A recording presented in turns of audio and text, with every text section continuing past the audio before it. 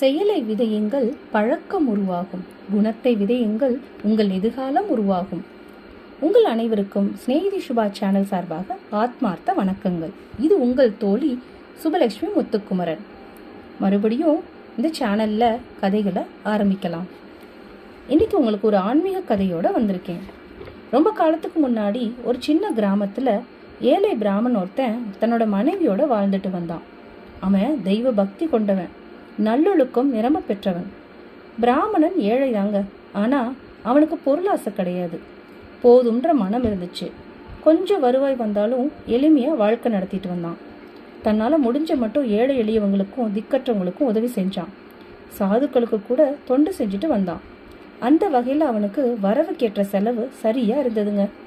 ஆனா பிராமணனோட மனைவி கணவன் குணத்துக்கு நேர்மார். அவளுக்கு போதுன்ற மனமே இல்லை. மேலும் மேலும் பணம் சேர்க்கணும், உலக வசதிகளை பெருக்கிக்கணும், சுகபோகத்துல திளைக்கணும்ட்டு கனவு கண்டுட்டு இருந்தா. தனது விருப்பப்படி ஆடம்பர செலவு செய்யறதுக்கு போதுமான பணம் இல்லாத நிலையில அதிகமா பணம் சம்பாதிக்க தன்னோட கணவனை தொந்தரவு பண்ணிட்டே இருந்தா. கணவனும் நமக்கு எளிய உணவுக்கும் உடைக்கும் ஆண்டவன் தான் நிறைய செல்வத்தை கொடுத்துருக்காரே, இதுக்கு மேல நீ ஏன் ஆசைப்படுற அப்படின்னு தன்னோட மனைவி கிட்ட அன்பாவும் நயமாவும் சொல்லி பார்த்தாரு. ஆனா இது எதுவுமே அவளோட காதுல விழுந்ததாவே தெரியல. அவ தான் சொன்னதையே திரும்ப திரும்ப சொல்லிக்கிட்டே இருந்தா. அவளோட நச்சரிப்பு பிராமணனுக்கு ரொம்ப நரக வேதனையா இருந்தது. ஒரு சமயம் பிராமணன் வாழ்ந்துட்டு வந்த அதே ஊருக்கு ஒரு துறவி வந்தாரு. மக்கள் கூட்டம் கூட்டமாக போய் அவரை தரிசிச்சாங்க. அவரு அற்புதங்கள் நிறைய நிகழ்த்துறதாவும் அவர்கிட்ட நிறைய சித்திகள் இருக்குன்னு ஊர்ல செய்தி பரவிட்டு வந்தது. பிராமணனோட மனைவி, நம்ம ஊருக்கு வந்துள்ள சாதுவை பத்தி மக்கள் பிரமாதமா பேசிக்கிறாங்க, அவர்கிட்ட நிறைய யோக சக்திகள் கூட இருக்கான், நீங்க போய் அவர்கிட்ட நம்மளோட வறுமை நீங்க வழி ஏதாவது செய்யுங்கன்னு கேளுங்களேன் அப்படின்னு சொல்லி கணவனை நச்சரிச்சிட்டு இருந்தா.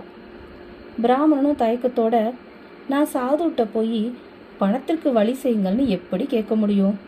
விவேகம், வைராகியம், பக்தி, ஞானம் இது மாதிரி ஏதாவது தெய்வ பண்புகள் கொண்டு ஆசீர்வாதம் பண்ணுங்கன்னு கேட்கலாம். அது ஒரு நியாயம் இருக்கு, முறையும் இருக்கு. அவர்கிட்ட போய் உலகியல் விஷயங்களை பற்றி பேசுறதும் உலக ஆசைகளை பூர்த்தி பண்ணுங்கன்னு கேட்கறதும் ரொம்ப தயக்கமா இருக்குமா அப்படின்னு பிராமணன் சொல்லி பார்த்தாரு. ஆனா பிராமணனோட மனைவி இதையெல்லாம் கேட்கறதா இல்லை. அவங்களுக்கு பண ஆசை பைத்தியம் ரொம்ப பிடிச்சிட்டுது. சாது கிட்ட போய் நான் சொன்னதை அப்படியே சொல்லுங்க அப்படின்னு பிராமணனை விரட்டி அடிச்சா. அடம் பிடிக்கும் மனைவியை சமாதானப்படுத்த முடியாம வேற வழி இல்லாம பிராமணன் தன்னோட தன்மானத்தை விட்டு சாதுவோட இருப்பிடத்துக்கு போனார். சாதுவோட முன்னில போய் மௌனமா உட்கார்ந்தாரு. மனைவி சொன்னதை சாது கிட்ட சொல்றதுக்கு அவருக்கு ரொம்ப கூசுச்சு. தயக்கத்தோட ரொம்ப நேரம் அங்கேயே உட்கார்ந்துருந்தாரு. கடைசியில சாதுவே அவர்கிட்ட பேசினாரு. அன்பனே, உன்னோட மனதுல எதையோ வச்சுட்டு குழப்பிக்கிட்டு இருக்க, ஏதாவது சந்தேகம் இருந்தா என்கிட்ட கேளேன் அப்படின்னு துறவி சொன்னாரு. பிராமணனோ, சுவாமி, நீங்க யோக சக்தி வாய்ந்தவர்னு இந்த ஊரெல்லாம் பேசிக்கிறாங்க, நிறைய அற்புதங்கள் கூட செய்றீங்களாம் அப்படின்னு என் மனைவியும் சொன்னாங்க. நாங்க ரொம்ப ஏழைங்க, தொட்டதெல்லாம் தங்கமாக மாறுறோம் மாயக்கல் எங்களுக்கு கிடைச்சா எங்களோட வறுமையெல்லாம் போய் நாங்க செல்வத்துல திளைக்கலான்ட்டு என்னோட மனைவி நினைக்கிறாங்க. அப்படிப்பட்ட ஒரு மாயக்கல் எங்களுக்கு கிடைக்க நீங்க அருள் புரியுங்களேன் அப்படின்னு கேட்டாரு. இது என்னோட மனைவியோட வற்புறுத்தல் பேர்ல தான் நான் இதை உங்கள்கிட்ட கேட்குறேன். எனக்கு ரொம்ப சங்கடமா இருக்குது உங்கள்கிட்ட கேட்கறதுக்கு அப்படின்னு ரொம்ப வெக்கப்பட்டுக்கிட்டே கேட்டாரு.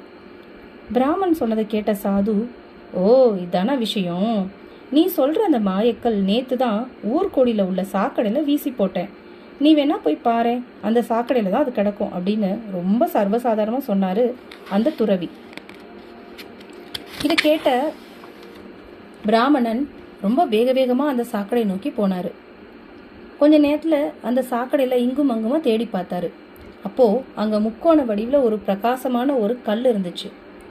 இந்த கல்லா தான் இருக்கணும் அப்படின்னு நினைச்சு அந்த பிராமணன் அந்த கல்லை எடுத்து இது மாயக்கல் தானா அப்படின்னு செக் பண்றதுக்கு இன்னொரு சின்ன கல்லுல போய் வச்சாரு.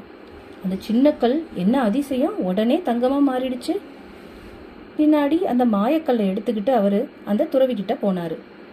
சுவாமி, தொட்டதையெல்லாம் தங்கமா மாத்திர இந்த கல்லு விலை மதிக்கவே முடியாது, இதையே நீங்க அற்பமா நினைச்சு சாக்கடையில போட்டுட்டீங்கன்னா இதை விட மதிப்பான ஏதோ ஒரு பொருள் உங்கள்கிட்ட இருக்குன்னு அர்த்தம்.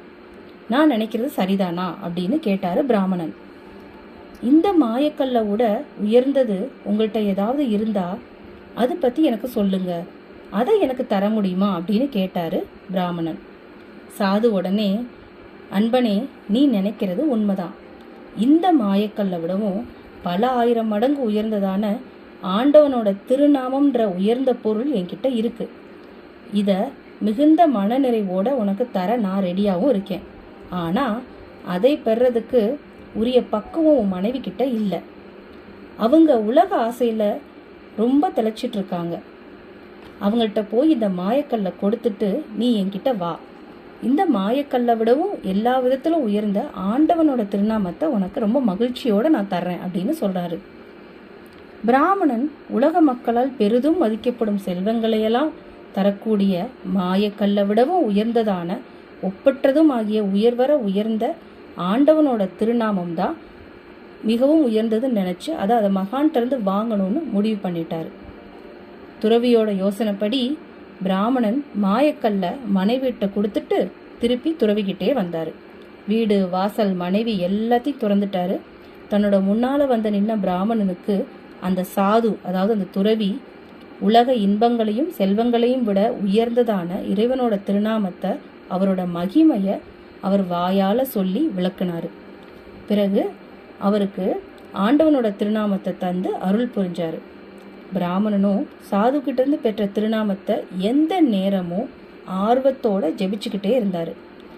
இதனாலதான் அவருக்கு ஆண்டவனோட தரிசனமும் கிடைச்சது. முடிவில் அவரோட அச்சங்கள், பயங்கள், துன்பங்கள், பந்தங்கள் எல்லாமே போய் பிறவி சூழ்லேருந்து அவர் அறுபட்டு அவர் இறைவனோட திருவடியை அடைஞ்சாரு. கடலையும் அடையும் நதி போல ஆண்டவனோட 2 கலக்கும் முக்தி நிலையை பெற்றாரு அந்த பிராமணன். இதுதாங்க இந்த ஆன்மீக கதை, இறைவனோட திருநாமத்தோட மகிமை. நாம உலகியல் விஷயங்கள்ல நாட்டம் கொண்டு நாம எதுக்கு இந்த பூமியில வந்து பறந்துருக்கோன்றத மறந்து நாம அதுலேயே திளைச்சிட்டு இருக்கோம். அதை விட்டு வெளிப்பட்டு வந்தோம்னா நாமளும் பிறவின்ற சூழலை விட்டு வெளியே வந்து இறைவனோட திருவடியை அடையலாம். இதுதான் இந்த கதை சொல்லக்கூடிய ஒரு கருத்து. இந்த கதை உங்களுக்கு பிடிச்சிருந்துன்னா லைக் பண்ணுங்க, ஷேர் பண்ணுங்க, சப்ஸ்கிரைப் பண்ணுங்க. மறக்காம உங்களோட கமெண்ட்ஸை எங்களுக்கு பதிவு பண்ணுங்க. உங்கள்கிட்ட இருந்து விடைபெறுறது உங்களோட சுபலட்சுமி முத்துக்குமரன். வணக்கம், வாழ்க வளமுடன். ஹரே கிருஷ்ணா.